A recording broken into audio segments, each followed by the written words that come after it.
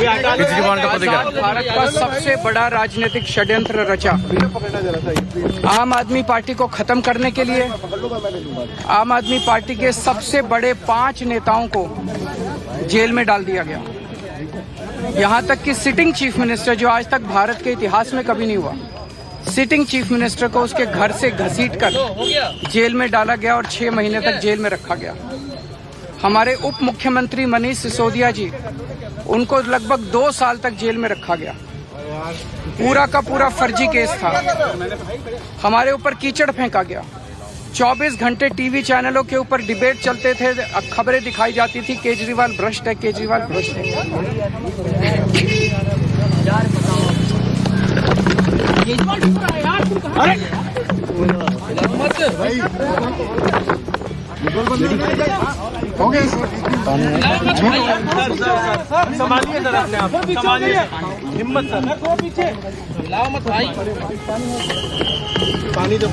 केजरीवाल भ्रष्ट नहीं है। मैंने केवल अपनी जिंदगी में ईमानदारी कमाई है। इन्होंने झूठा केस लगाया और आज ये साबित हो गया।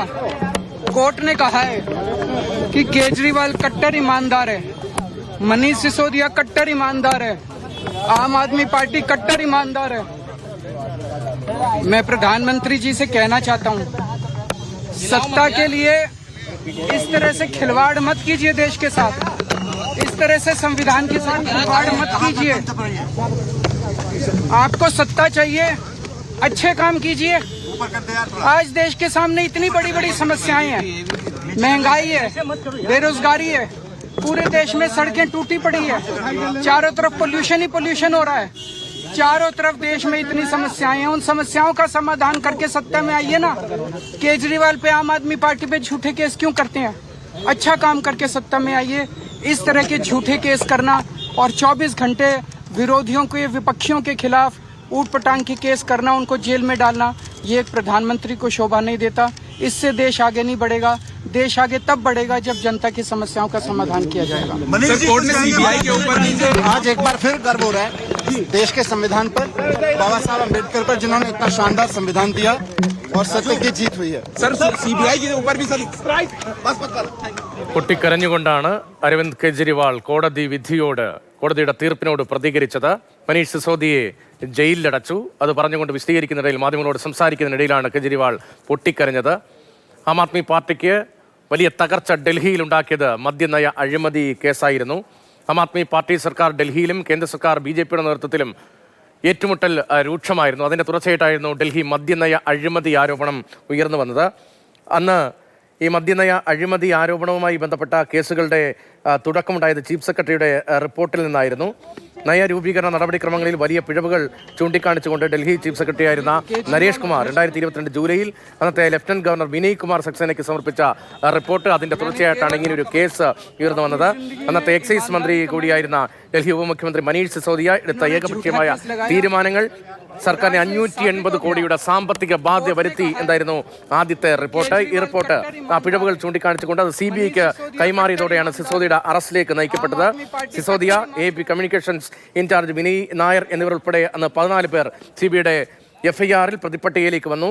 മദ്യം മൊത്തവ്യാപാര സ്വകാര്യ സ്ഥാപനങ്ങൾക്ക് 12% മാർജിൻ നൽകി. അതിൽ 6% പണം കമ്മീഷനായി കൈപ്പറ്റി. അങ്ങനെ സൗത്ത് ഗ്രൂപ്പ് മദ്യവിതരണ സോണുകൾ ലഭിക്കാൻ 100 കോടി രൂപ കൈക്കൂലി വാങ്ങി തുടങ്ങി നിരവധി ആരോപണങ്ങൾ, അതിഗൗരവതരമായ, ആം ആദ്മി പാർട്ടിയെ ഡൽഹിയിൽ തകർക്കുന്ന തരത്തിലുള്ള അതിഗൗരവതരമായ ആരോപണങ്ങളാണ് കേസിന്റെ ഭാഗമായി വന്നത്. അതിന്റെ തുടർച്ചയായിട്ടാണ് ഡൽഹിയിൽ ആം ആദ്മി പാർട്ടിക്ക് ഭരണം നഷ്ടമാവുകയും ചെയ്തത്. ബസന്ത്, ഇപ്പോൾ ഉണ്ടായിരിക്കുന്ന CBIക്കുള്ള ഈ വലിയ തിരിച്ചടിയും AAPക്കുണ്ടായിരിക്കുന്ന ഈ ആശ്വാസവും അത് രാഷ്ട്രീയമായി ഇനി എങ്ങനെ പ്രതിഫലിക്കും?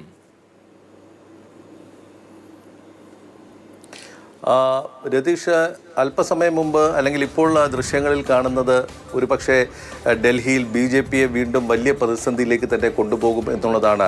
കെജ്രിവാളിൻ്റെ ഈ കരയുന്ന ഈ മുഖം എന്ന് പറയുന്നത് ഒരു പക്ഷേ വീണ്ടും BJPയെ വീണ്ടും ഒരു പ്രതിസന്ധിയിൽ എത്തിച്ചാൽ അത്ഭുതപ്പെടേണ്ടതില്ല എന്നുള്ളതാണ്. പണ്ട് ആദ്യത്തെ തവണ അരവിന്ദ് കെജ്രിവാൾ മത്സരിച്ചു കഴിഞ്ഞ് അന്ന് വ്യക്തമായ ഭൂരിപക്ഷം കിട്ടാതിരുന്ന ഒരു സാഹചര്യമുണ്ടായിരുന്നു. അന്നൊരു സഖ്യകക്ഷി സർക്കാർ രൂപീകരിക്കാൻ പിന്നീട് തയ്യാറായി. പക്ഷേ പിന്നീട് രണ്ടാമത്തെ തെരഞ്ഞെടുപ്പിൽ അരവിന്ദ് കെജ്രിവാൾ എടുത്ത ഒരു തെരഞ്ഞെടുപ്പ് തന്ത്രം എന്ന് പറയുന്നത് പ്രധാനമായും ഡൽഹി നിവാസികളോട് മാപ്പ് ചോദിച്ചുകൊണ്ട് തൻ്റെ പ്രവർത്തനത്തിൽ ഒരു വീഴ്ച വന്നിട്ടുണ്ട്, അത് പരിഹരിക്കാൻ പൂർണ്ണ ബഹുമതി അല്ലെങ്കിൽ ഒരു ഭൂരിപക്ഷം തരണം എന്നുള്ളതായിരുന്നു അന്നത്തെ ഏറ്റവും വലിയ പ്രചരണം.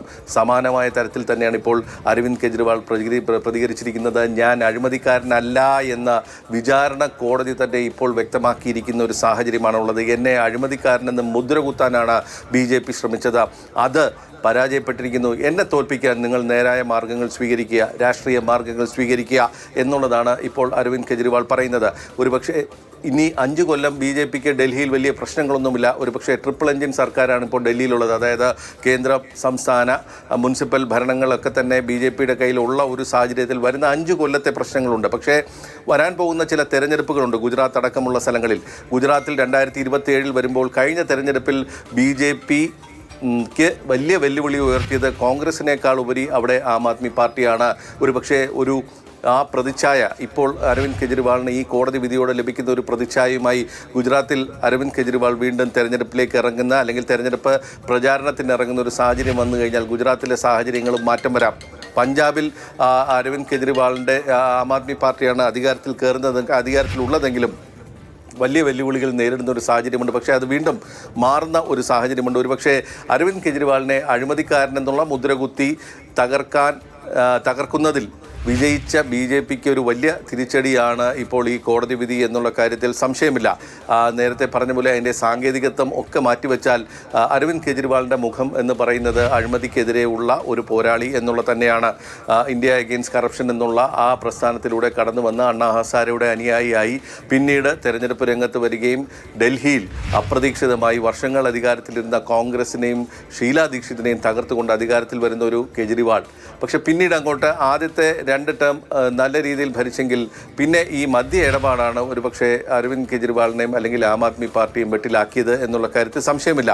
ആ ഒരു മദ്യ നയത്തിൽ വന്ന മാറ്റം ഡൽഹിയിൽ വലിയ തോതിൽ ചർച്ച ചെയ്യപ്പെട്ടിരുന്നു എന്നുള്ളതും സത്യമാണ്. കാരണം ഡൽഹിയിൽ മദ്യവിതരണം എന്ന് പറയുന്ന റീറ്റെയിൽ ഔട്ട്ലെറ്റുകൾ എന്ന് പറയുന്നത് ഡൽഹി സർക്കാരിൻ്റെ കീഴിൽ തന്നെയായിരുന്നു. പക്ഷേ അത് മാറ്റി സ്വകാര്യ കമ്പനികൾ രംഗത്ത് വരുന്ന ഒരു സാഹചര്യം വന്നപ്പോൾ ഒരു കുപ്പി എടുത്താൽ ഒരു കുപ്പി ഫ്രീ ആകുന്ന അല്ലെങ്കിൽ ഒന്നിനൊന്ന് ഫ്രീ എന്നുള്ള തരത്തിലുള്ള വലിയ സ്കീമുകൾ വരുന്ന ഒരു സാഹചര്യം ഉണ്ടായിരുന്നു. പലതും വ്യാജമദ്യമായിരുന്നു.